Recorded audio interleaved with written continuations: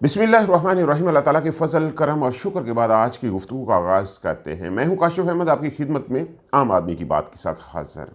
आज की गुफ्तगू में जिन मौज़ूआत के हवाले से हम बात करेंगे वो बहुत अहम हैं। इमरान खान के मुस्तक़बिल का फ़ैसला होने जा रहा है। 22 नवंबर की डेट आ चुकी।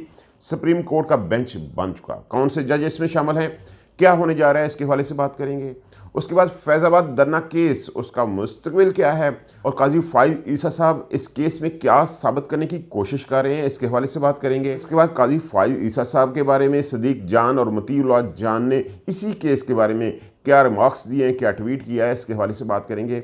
बात लंबी हो जाएगी। इमरान खान का कैरियर दांव के ऊपर लगा हुआ है। 22 नवंबर की डेट तय हो चुकी है। सुप्रीम कोर्ट ने एक बेंच बना दिया और बहुत अहम तरीन बेंच है। इस बेंच के अंदर कोई भी हम ख्याल जज मौजूद नहीं है। इस बेंच के अंदर तीनों जज काजी फ़ाइज़ ईसा साहब के ग्रुप से ताल्लुक़ रखते हैं, जिनमें तारिक मसूद साहब सरबराही कर रहे हैं, या अफरीदी हैं और आयशा मलिक हैं। आयशा मलिक साहब के बारे में बताया जाता है कि कुछ न्यूट्रल हैं, लेकिन बाकी दो जज तो काजी फ़ाइज़ ईसा साहब के ग्रुप से तल्लक रखते हैं, इसमें कोई शक नहीं है। 22 नवंबर की डेट है और साइफर का केस है, और साइफर का केस बहुत अहम तरीन केस है। कल इस्लामाबाद हाई कोर्ट के अंदर जब अटार्नी जनरल साहब जो हैं वो जस्टिस मियां गुल हसन की अदालत में पेश हुए तो बहुत अहम रिमार्क्स वहां दिए गए। जस्टिस मियां गुल हसन साहब ने पूछा कि अटार्नी जनरल साहब, आपको पता है कि जिन दफ़ात के तहत आप मेरी अदालत में आए हैं उन दफ़ात पर सज़ाए मौत हो सकती है, उम्र कैद हो सकती है। तो अटार्नी जनरल साहब ने कहा कि हाँ मुझे पता है, लेकिन मुस्कुराते हुए फिर जवाब दिया, नहीं ऐसा नहीं होगा, ऐसा मुमकिन नहीं है। ये देखें केस को किस तरफ लेकर जा रहे हैं। आप एक क्लोज ट्रायल को ओपन ट्रायल में कन्वर्ट नहीं करना चाहते, ये बात तय है। अटार्नी जनरल साहब ने पूरा जोर लगाया इस बात के ऊपर कि वहाँ जेल ट्रायल में जो ट्रायल हो रहे हैं वो ओपन ट्रायल हैं, वो क्लोज ट्रायल नहीं है। उन्होंने ये बताने की कोशिश की कि जेल के अंदर जो ट्रायल्स हैं वो ओपन ट्रायल्स हैं। क्लोज ट्रायल वो होता है जिसमें सिर्फ वकला जाएं, ओपन ट्रायल वो होता है जिसमें 7 दूसरे लोग भी जाएं, और इन ट्रायल्स में इमरान खान के कुछ दोस्त करीबी जो हैं वो साथ जाते हैं, इसलिए ये ओपन ट्रायल है। लेकिन जस्टिस मियां गुल हसन साहब ने कहा कि आप हमें मुतमिन करें, जैसे आपने चीफ जस्टिस साहब को मुतमिन किया, सिंगल रुकनी बेंच को मुतमिन किया जिसने ये फैसला दिया कि इस केस का फैसला 4 हफ्तों में ट्रायल कोर्ट को कर देना चाहिए। लोग ये कह रहे थे कि इस फैसले के बाद मियां गुल हसन साहब जो हैं केस को क्लोज कर देंगे और ये केस आगे चलेगा, 4 हफ्तों में सजा हो जाएगी, लेकिन ऐसा नहीं हुआ। जस्टिस साहब ने इस केस को आगे बढ़ाया, उन्होंने इस आर्डर को एक साइड पे रख दिया और ये फैसला किया कि ये केस मेरिट के ऊपर चलेगा। उन्होंने अटार्नी जनरल साहब से कहा कि आप हमें मुतमिन करें, आपने जैसे सिंगल रुकनी बेंच को मुतमिन किया और उन्होंने आपके हक में फैसला दे दिया, आप हमें भी मुतमिन करें ताकि हम भी आपके हक में फैसला दे पाएं। लेकिन ऐसा मुमकिन ना हो सका। अटार्नी जनरल साहब ने जो दलाइल दिए उससे अदालत मुतमिन ना हो सकी और पीर तक इस केस को मुलतवी कर दिया गया। इमरान खान के केस को, साइफर केस को, जेल ट्रायल को रोकने का हुक्म जो है वो पीर तक उसमें तोसी कर दी गई। अब पीर वाले दिन ये फैसला होगा कि ये ओपन ट्रायल है या क्लोज ट्रायल है। ओपन ट्रायल हो सकता है या नहीं हो सकता। जेल के अंदर जो ट्रायल हो रहा है क्या वो ओपन ट्रायल है या क्लोज ट्रायल है। बात बहुत बरीक है।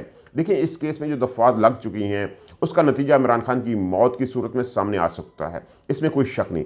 दबाव बढ़ाने की कोशिश की जा रही है कि किस तरह इमरान खान एक टेबल के ऊपर बैठ जाए और कुछ चीज़ें जो वो तय करना चाहते हैं वो तय हो जाएं। परवेज़ राही का बयान जो है वो ऑन दी रिकॉर्ड मौजूद है कि इमरान खान मेरे साथ वाले सेल में मौजूद हैं और उनके साथ यूरोपीय यूनियंस और IMF की मीटिंग्स हो रही हैं। इसमें कोई शक नहीं है कि यूरोपीय यूनियंस के सफ़ीर एक्टिव हैं, वो चाहते हैं कि पाकिस्तान स्टेबिलिटी की तरफ जाए, इसलिए मुलाकातें कर रहे हैं। इमरान खान पाकिस्तान की स्टेबिलिटी की ज़मानत है, इसमें भी कोई शक नहीं है। इमरान खान के बगैर इस वक्त जो जनरेशन है वो बिलीव करने को तैयार नहीं है और पाकिस्तान संभलने को तैयार नहीं है। अगर ये जनरेशन बिलीव नहीं करेगी इन सारी स्कीमों के ऊपर जो कंपनी चला रही है, जो मामला चला रहे हैं, जिस तरह की कंपनी स्कीम लेकर आ रही है, इसके ऊपर यंग जनरेशन बिलीव नहीं करेगी तो ये पाकिस्तान आगे नहीं बढ़ पाएगा। इसलिए जो लोग हैं वो इस वक्त एक्टिव हैं, वो इमरान खान को मनाने की कोशिश कर रहे हैं, लेकिन कंपनी यही चाहती है कि इमरान खान 5 साल के लिए पाकिस्तान से बाहर चले जाएं ताकि मामला वो ठीक कर सकें अपनी मर्जी से। लेकिन ऐसा मुमकिन नहीं है। खान ये मानने को तैयार नहीं है, इसलिए मामला ख़राब भी हो सकते हैं। एंड रिजल्ट अगर इमरान खान नहीं मानते तो ख़राब भी हो सकते हैं, क्योंकि जो दफ़ात इसमें ऐड की गई हैं वो बहुत ख़तरनाक हैं। अब देखते हैं कि मामला कैसे आगे चलते हैं। पीर के दिन तक क्या कुछ तस्फिया हो पाता है या नहीं, ये केस बहुत अहम होने जा रहा है। और दूसरा केस जो बहुत अहम हो चुका है वो फैज़ाबाद धरना केस का केस है। उसमें भी बहुत अहम मामला सामने आ चुके हैं। चीफ जस्टिस काजी फ़ाइज़ साहब पूरा जोर लगा रहे हैं कि किस तरह वो ये साबित कर पाएँ कि पिछले 3 चीफ जस्टिस जो हैं वो गलत थे आसफ सईद खोसा से लेके उमर अता बंदियाल तक 3 चीफ जस्टिस जो गुजरे हैं वो गलत थे, वो सही नहीं थे। उन्होंने 4 साल तक इस नज़रसानी अपील को लटकाए रखा। जो फैसला उन्होंने दिया था 4 साल पहले, तो 4 साल तक इसकी नज़रसानी अपील लटकाए रखी। वो चाहते थे, अपने तहरीरी आर्डर में उन्होंने ये वाजे किया है कि वो चाहते थे कि ये अपील उनके सामने लगती ताकि मामला क्लियर हो जाते। 2 ट्वीट इसके ऊपर आए हैं, बहुत वाजे ट्वीट हैं। सुप्रीम कोर्ट ने एक सवाल उठाया था कि 4 साल तक ये अपील क्यों पेंडिंग रही, तो मतीला जान ने इसके ऊपर एक जवाब दिया। उन्होंने एक व्लॉग भी किया। उन्होंने कहा कि 4 साल तक ये अपील इसलिए पेंडिंग रही क्योंकि इन्हें इल्म था, आसफ सईद खोसा साहब से लेकर उमर अता बंदियाल तक लोगों को इल्म था कि अगर ऐसा हुआ तो इनकी पेंटें खुद गीली हो जाएंगी, इनके पजामों में हाथ चला जाएगा, ये सारे लोग एक्सपोज हो जाएंगे, इनकी तमाम कैरियर जो है तबाह हो जाएगा, इन्हें घर जाना पड़ेगा। ये मतीउल्लाह जान ने कहा है। और दूसरी तरफ सदीक जान जो कि तहरीक इंसाफ को सपोर्ट करते हुए नजर आते हैं, उनका एक ट्वीट सामने आया कि काजी फाइज ईसा साहब का 2 माह का दौरानिया ये साबित करने के लिए पूरी कोशिश कर रहा है कि किस तरह बाकी तमाम सुप्रीम कोर्ट गलत है, काजी फाइज ईसा साहब सही हैं। वो कहते हैं अभी तक के जितने भी केसेस लगे हैं वो सिर्फ नून लीग के बयानिया के मुताबिक लगे हैं। काजी फाइज ईसा साहब कोई ऐसा केस नहीं उठा रहे जो नून लीग के बयानिया के खिलाफ है, कंपनी के बयानिया के खिलाफ है। वो सिर्फ वही केस उठा रहे हैं जो नून लीग के बयानिया के करीब है, इसलिए उनके ऊपर ये तासर आ रहा है कि वो बाइस हैं, वो न्यूट्रल नहीं हैं। ये मामला बहुत अहम होने जा रहे हैं। ये दोनों सहाफ़ी कोर्ट रूम को रिपोर्ट करते हैं और जो तज्ज़िया इनका होता है वो तकरीबन एक्चुअल ही होता है, लेकिन बहुत मुतज़ाद तज्ज़िया है दोनों का।